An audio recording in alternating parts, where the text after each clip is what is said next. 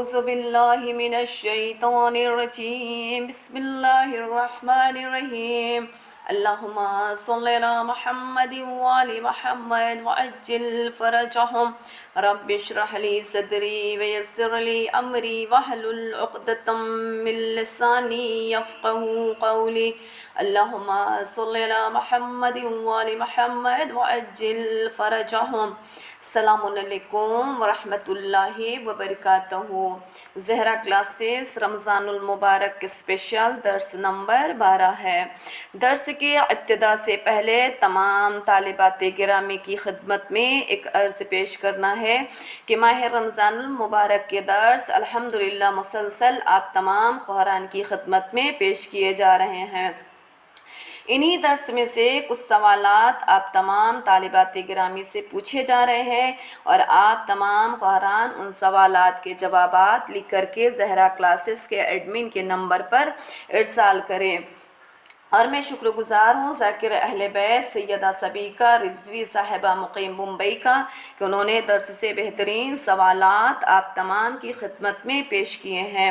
اللہ تعالیٰ سے دعا گو ہوں ان کے حق میں کہ پروردگارہ ان کی توفیقات میں اضافہ کرے، ان کے اعمال کو اپنی بارگاہ میں قبول کرے اور اجر کثیر عنایت کرے انشاءاللہ۔ درس کے جانب چلتے ہیں۔ آج ہم جس سورہ کے بارے میں پڑھیں گے وہ ہے سورہ حمزہ۔ سب سے پہلے سورہ حمزہ کی تلاوت کرتے ہیں۔ اعوذ باللہ من الشیطان الرجیم بسم اللہ الرحمن الرحیم وَيْلٌ لِّكُلِّ ہَمَزَةٍ لُّمَزَةٍ الَّذِي جَمَعَ مَالَهُ وَعَدَّدَهُ يَحْسَبُ أَنَّ مَالَهُ أَخْلَدَهُ كَلَّا لَيُنبَذَنَّ فِي الْحُطَمَةِ وَمَا أَدْرَاكَ مَا الْحُطَمَةُ نَارُ اللَّهِ الْمُوقَدَةُ الَّتِي تَطَّلِعُ عَلَى الْأَفْئِدَةِ إِنَّهَا عَلَيْهِم مُّؤْصَدَةٌ فِي عَمَدٍ مُّمَدَّدَةٍ صدق اللہ العلی العظیم۔ سورہ حمزہ قرآن کریم کا 104واں سورہ ہے۔ یہ مکی سورہ ہے، اس میں 9 آیتیں ہیں اور یہ 30ویں پارے کا جز ہے۔ سورہ حمزہ کی فضیلت حضرت رسول خدا صلی اللہ علیہ وآلہ وسلم نے فرمایا کہ جو کوئی سورہ حمزہ کی تلاوت کرے یا لکھ کر درد کرنے والی آنکھ کے لیے تو بِإِذْنِ اللہ تعالیٰ اس کا درد ختم ہو جائے گا۔ یعنی اگر کوئی صرف تلاوت کرتا ہے، اگر اس کی آنکھوں میں درد ہو، تلاوت کرے تو اذن خدا سے اس کا درد ختم ہو جائے گا۔ اگر تلاوت نہیں کر سکتے تو لکھ کر کے باندھ لیں تاکہ پروردگار عالم اس سورے کے صدقے میں آنکھوں کے درد کو ختم کر دے گا۔ حضرت رسول خدا صلی اللہ علیہ وآلہ وسلم نے ارشاد فرمایا ہے کہ اگر کوئی نظر بد کا شکار ہو جائے تو اس پر یہ سورہ حمزہ پڑھا جائے تو نظر بد کا اثر دور ہو جائے گا۔ اگر خدا نخواستہ کوئی نظر بد کا شکار ہو جائے تو اس سورے کو پڑھے تو پروردگار عالم نظر بد کا جو اثر ہے وہ ختم ہو جائے گا۔ پھر امام جعفر صادق علیہ السلام نے ارشاد فرمایا ہے کہ جو شخص اس سورہ حمزہ کو فرائض میں پڑھے گا یعنی اپنی واجبات نماز میں پڑھے گا تو اس سے فقر دور ہوگا اور اس کا رزق کھینچ کر اس کی طرف ایسے آئے اور جیسے بری موت سے محفوظ رہے گا۔ یعنی رزق اس کے جانب کھینچ کر آئے گا اور بری موت سے محفوظ رہے گا۔ چھٹے امام نے 3 فضیلت اس کی بیان کی ہے۔ پہلی یہ ہے کہ اپنے فرائض میں اسے پڑھے تو اس کا فقر دور ہوگا۔ دوسرا یہ ہے کہ رزق اس کی طرف کھینچ کر آئے گا اور بری موت سے محفوظ رہے گا۔ سورہ حمزہ کا ترجمہ۔ بسم اللہ الرحمن الرحیم۔ شروع اللہ کے نام سے جو بڑا مہربان اور زیادہ رحم کرنے والا ہے۔ وَلِلِّ كُلِّ حُمَزَةٍ لُمَزَةٍ۔ تباہی ہے بربادی ہے ہر تانا زن چغل خور کے لیے۔ نلذی جمع مالا وعددہ، جس نے مال کو جمع کیا اور خوب اس کا حساب رکھا۔ یحسب ان مالہ اخلدہ، اس کا خیال یہ تھا کہ یہ مال ہمیشہ باقی رہے گا۔ کلا لینبذن فی الحطمہ، ہرگز نہیں، اسے یقیناً حطمہ میں ڈال دیا جائے گا۔ وما ادراک ما الحطمہ، اور تم کیا جانو کہ حطمہ کیا ہے؟ نار اللہ الموقدہ، یہ اللہ کی بھڑکائی ہوئی آگ ہے۔ التی تطلع علی الافئدہ، جو دلوں تک چڑھ جائے گی۔ انہا علیہم موصدہ، وہ آگ ان پر گھیر دی جائے گی۔ فی عمد ممددہ، لمبے لمبے ستونوں کے ساتھ میں۔ یعنی اگر اس کا خلاصتاً دیکھا جائے تو اللہ نے تباہی بربادی بتائی ہے کس کے لیے؟ جو طعنہ زن ہے، جو چغل خور ہے، جس نے مال کو جمع کیا اور اپنے مال کا حساب رکھا۔ اس کا خیال یہ تھا کہ یہ مال ہمیشہ باقی رہے گا، جبکہ یہ مال ہمیشہ باقی نہیں رہے گا۔ دینے والی ذات بھی خدا کی ہے اور لینے والی ذات بھی خدا کی ہے۔ اور پھر اللہ نے کہا کہ اسے یقیناً حطمہ میں ڈال دیا جائے گا۔ پھر پوچھا کہ تم کیا جانو یہ حطمہ کیا ہے؟ یہ اللہ کی بھڑکائی ہوئی آگ ہے جو دلوں تک چڑھ جائے گی، اور وہ آگ انہیں گھیر لے گی لمبے لمبے ستونوں کے ساتھ میں۔ تو خداوند عالم سے دعا گو ہوں کہ اللہ ہم سب کو چغل خوری، طعنہ زنی سے محفوظ رکھے، کیونکہ ہمارے زبان اگر ان تمام گناہوں سے ملوث ہو جائے گی تو یقیناً اللہ تعالیٰ کا وعدہ جو ہے وہ بھڑکتی ہوئی آگ ہم تک پہنچ جائے گی۔ تو اپنے مال اور اپنے اعمال کی حفاظت خود کرے، کوئی کام ایسا نہ کریں ناظرین کرام جس کی وجہ سے ماہ رمضان المبارک کے اعمال ہم سے ضائع ہو جائیں۔ خداوند عالم سے دعا ہے کہ جس طرح آپ روزہ رکھ کر کے روزے کو محفوظ رکھتی ہیں، پروردگار عالم آپ سب کے روزوں کی حفاظت کرے اور اپنی بارگاہ میں قبول کرے انشاءاللہ۔ ہم سب کو ایسا بنائے جیسا پروردگار عالم چاہتا ہے۔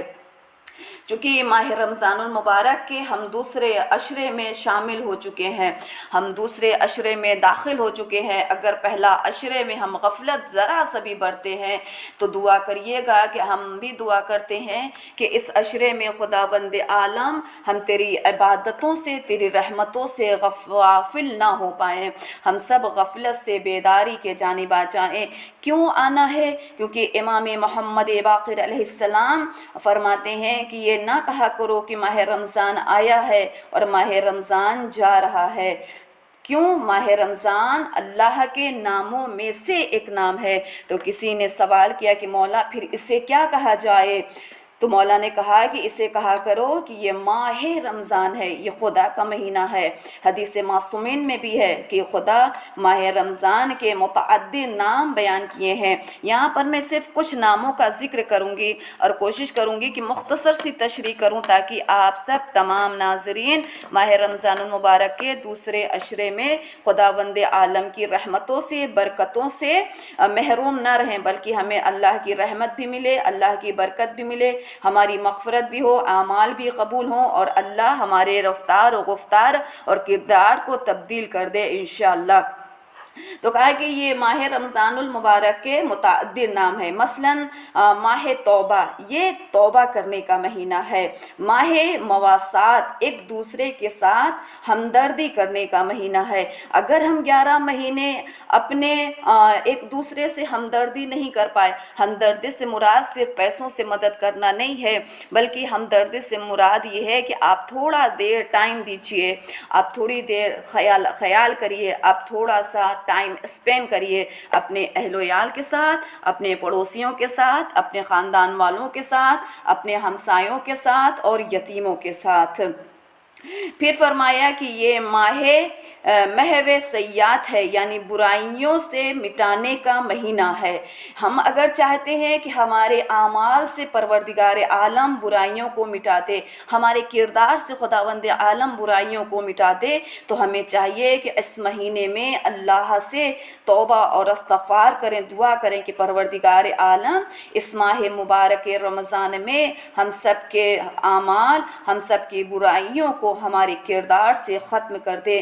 پھر کہا یہ ماہ صبر ہے، یعنی اللہ نے قرآن میں کیا فرمایا ہے، ان اللہ مع الصابرین، کہ اللہ صبر کرنے والوں کے ساتھ ہے۔ اور ہمیں اگر دیکھنا ہے کہ یقیناً ہم صبر کے منزل پر ہیں یا نہیں ہیں، تو ماہ رمضان المبارک ایک بہترین دن ہے جو ہم اپنے آپ کو آزمائیں کہ یقیناً ہم صابر ہیں یا نہیں ہیں۔ تو آپ یقیناً دیکھیے گا کہ ہمارے اندر صبر کی کچھ صفتیں موجود رہیں گی۔ مثلاً عام دنوں میں 11 مہینوں میں ہم سے بھوک برداشت نہیں ہوتی، ہم صبر نہیں کر پاتے ہیں، لیکن ماہ رمضان المبارک میں ہم صبر کر لیتے ہیں، یہ سوچ کر کے کہ یہ بابرکت مہینہ ہے۔ اور پھر ہم سے پیاس عام دنوں میں برداشت نہیں ہوتی ہے، لیکن ہم یہ سوچ کر کے صبر کر لیتے ہیں کہ یہ اللہ کی خاطر ہے، فقط قربتاً علی اللہ۔ پھر فرمایا یہ ماہ مغفرت ہے، یہ ماہ مغفرت ہے، توبہ طلب کرنے کا مہینہ ہے۔ اور توبہ طلب کرنے کے لیے بہترین طریقہ ہے استغفار کریں، دعائیں پڑھیں، مناجات کریں، تلاوت قرآن کریں، تلاوت قرآن پڑھ کر کے دعائیں کریں۔ ناممکن ہے کہ تلاوت کی جائے اور اللہ دعا کو مستجاب نہ کرے۔ عام دنوں میں بندہ انتظار کرتا ہے کہ اللہ ہماری دعاؤں کو سنے، لیکن ماہ رمضان المبارک میں پروردگار عالم خود انتظار کرتا ہے کہ میرا بندہ کس وقت مجھ سے مانگے گا، اور جس وقت بندہ ہاتھ پھیلاتا ہے اسی وقت پروردگار عالم اس کی دعاؤں کو مستجاب کر لیتا ہے۔ یہ ماہ ضیافت اللہ ہے، یہ ماہ قیام ہے، یہ ماہ اسلام ہے، یہ ماہ طہور ہے، یہ ماہ تمحیص ہے، یہ ماہ تسبیحہ ہے۔ ان سب سے بڑھ کر کے یہ ماہ شہر اللہ ہے، یہ اللہ کا مہینہ ہے۔ اور ماہ رمضان المبارک روز قیامت ایک خوبصورت شکل میں درخشاں چہرے کے ساتھ ظاہر ہوگا، یعنی یہ ماہ رمضان المبارک جب یہ روز قیامت ایک درخشاں چہرے کے ساتھ، ایک خوبصورت شکل کے ساتھ جب میدان حشر میں آئے گا، تو جن لوگوں نے ماہ رمضان المبارک کا احترام کیا ہوگا، یہ ماہ رمضان ان درخشاں چہروں کے ساتھ میں ان کی شفاعت کرے گا۔ کس کی؟ جس نے ماہ رمضان المبارک کا احترام کیا ہے۔ اور پروردگار عالم اسی درخشاں چہرے کو جنتی لباس دے گا جس نے احترام کیا ہے۔ اگر 10 دن ہم نے ماہ رمضان المبارک کا احترام نہیں کیا، غفلت کی ہے، تو ماہ رمضان المبارک میں ابھی بھی وقت ہمارے ہاتھ سے نکلا نہیں ہے۔ ہم ماہ رمضان المبارک میں رمضان المبارک کا احترام کریں، تاکہ روز قیامت جب ماہ رمضان المبارک درخشاں چہرے کے ساتھ ظاہر ہو اور ہم اس کے پاس پہنچے تو وہ ہمارا استقبال کرے اور خداوند عالم کی بارگاہ میں کہے کہ اللہ اس کی شفاعت کر دے کیونکہ اس نے میرا احترام کیا تھا۔ تو ناممکن ہے کہ ماہ رمضان شفاعت کرائے اور پروردگار عالم ہمیں نہ بخشے۔ آسمانی کتابیں بھی اسی مہینے میں انبیاء علیہ السلام پر نازل ہوئی ہیں۔ اس بارے میں صادق آل محمد امام جعفر صادق علیہ السلام نے ارشاد فرمایا ہے کہ توریت ماہ رمضان المبارک کی 6 تاریخ کو نازل ہوئی ہے، انجیل ماہ رمضان المبارک کی 12 تاریخ کو نازل ہوئی ہے، اور فرمایا کہ زبور ماہ رمضان کی 18 تاریخ کو نازل ہوئی ہے، اور قرآن کریم شب قدر میں نازل ہوئی ہے۔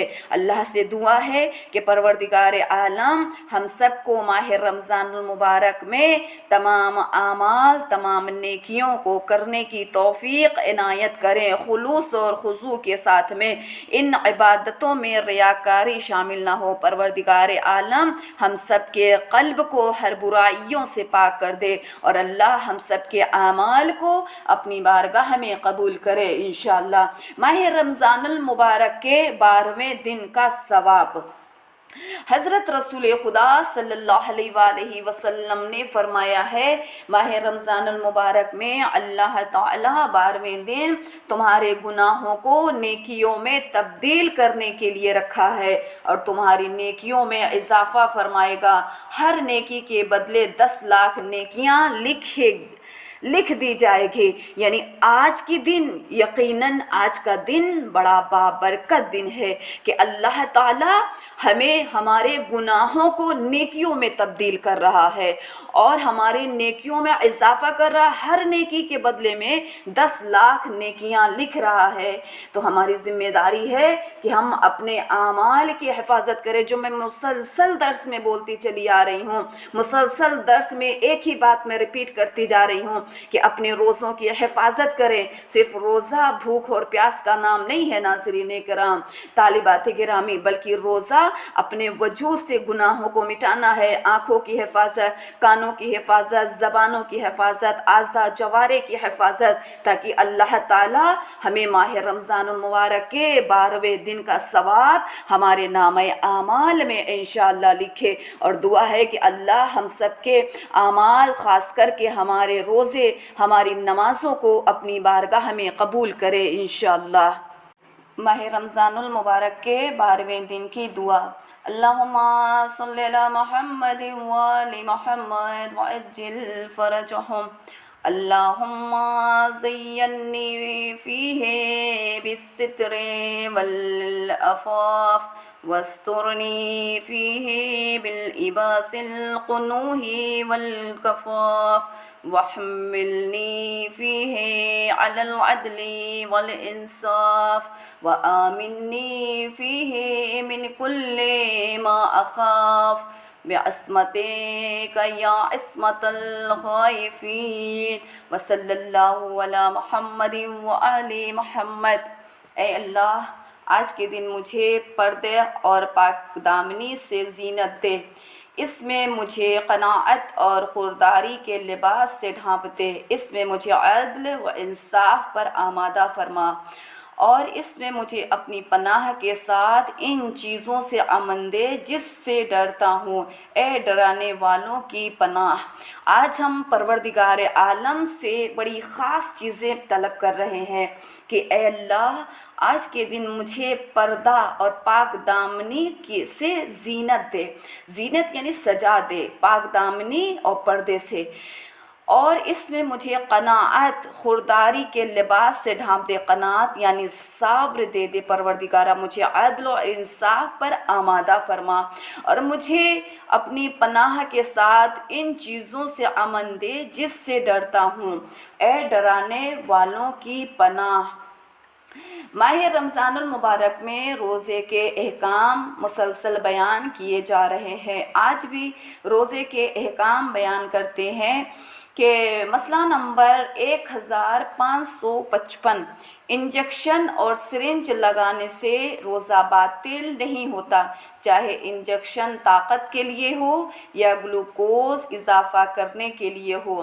اسی طرح وہ اسپرے جو سانس لینے میں تکلیف کے لیے استعمال ہوتا ہے, اگر یہ دوا کو صرف سانس کی نالی میں پہنچائے تو اس سے روزہ باطل نہیں ہوتا ہے.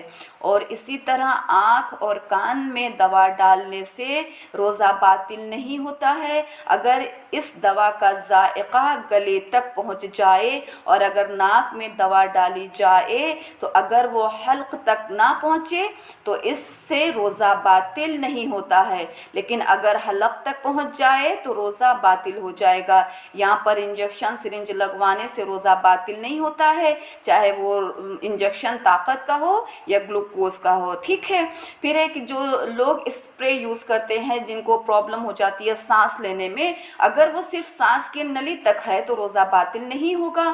ایسے ہی آنکھ اور کان میں دوا ڈالنے کے بھی یہ کام ہے, اگر اس کا ذائقہ گلے تک پہنچ رہا ہے اور اگر وہ ذائقہ حلق تک جا رہا ہے, صرف اگر اس نلی تک ہے, مثلا کان میں اور ناک میں دوا ڈالا ہے صرف نلی تک ہے تو روزہ باطل نہیں ہے. اگر اس دوا کا ذائقہ حلق تک پہنچ رہا ہے تو روزہ باطل ہو جائے گا. مسئلہ نمبر 1556, اگر روزہ دار دانتوں کے رنجوں میں پھنسی ہوئی کوئی چیز عمدن نگل لے تو اس کا روزہ باطل ہو جاتا ہے۔ یعنی اگر دانت میں کوئی غذا پھنسی ہوئی ہے اور اگر ہم عمدن جان بوجھ کر کے اسے نگل لیتے ہیں، تھوکنے کے بجائے گھونٹ لیتے ہیں، تو اس سے ہمارا روزہ کیا ہے؟ باطل ہو جائے گا۔ مسئلہ نمبر 1557، جو شخص روزہ رکھنا چاہتا ہے اس کے لیے اذان صبح سے پہلے دانتوں میں خلال کرنا ضروری نہیں ہے، لیکن اگر اسے علم ہو کہ جو غذا دانتوں کے درمیان میں رہ گئی ہے وہ دن کے وقت پیٹ میں چلی جائے گی تو خلال کرنا ضروری ہے۔ یعنی اگر کوئی شخص سحر کرے، روزہ رکھنے کا ارادہ کرتا ہے تو دانتوں میں خلال کرنا ضروری نہیں ہے، لیکن اگر اسے علم ہو کہ جو غذا ہم نے کھائی ہے وہ غذا ہمارے دانتوں میں پھنسی ہے اور وہ دن میں کسی بھی وقت پیٹ میں چلی جائے گی تو ہمارے لیے پھر لازم ہے کہ ہم خلال کریں اور اس غذا کو اپنے دانت سے باہر نکالیں تاکہ ہمارا روزہ کیا ہے؟ صحیح رہے۔ مسئلہ نمبر 1558، منہ کا پانی نگلنے سے روزہ باطل نہیں ہوتا، خواہ ترشی وغیرہ کے تصور سے ہی کیوں نہ منہ میں پانی بھر آیا ہو۔ یعنی منہ میں جو پانی آ رہا ہے، مثلا تھوک ہے، اسے نگل لینے سے، گھونٹ لینے سے روزہ باطل نہیں ہوتا ہے۔ اسی طرح اگر کوئی اچھی غذا دیکھتے ہیں، کوئی اچھی غذا کا تصور کرتے ہیں، کوئی اچھی غذا کی خوشبو کو سونگھتے ہیں، اس کی وجہ سے جو ہمارے منہ میں پانی آتا ہے اور ہم اس پانی کو نگل لیں تو اس سے بھی ہمارا روزہ باطل نہیں ہوگا۔ سر اور سینے کا بلغم جب تک منہ کے اندر والے حصے تک نہ پہنچے اسے نگلنے میں کوئی حرج نہیں ہے، لیکن اگر منہ میں آ جائے تو احتیاط مستحب یہ ہے کہ اسے تھوک دیا جائے۔ مثلا اگر سینے میں بلغم ہے اور آپ کے حلق تک آ رہا ہے، آپ کے منہ کے اندر نہیں آیا ہے اور آپ نے اسے حلق سے نیچے ہی اتار دیا تو روزہ باطل نہیں ہے، لیکن اگر وہی بلغم ہم کھانسنے کے ذریعے یا پھر وہ حلق سے منہ میں آ جا رہا ہے تو پھر ہمارے لیے مستحب ہے کہ ہم اسے تھوک دیں، اسے نہیں نگلیں۔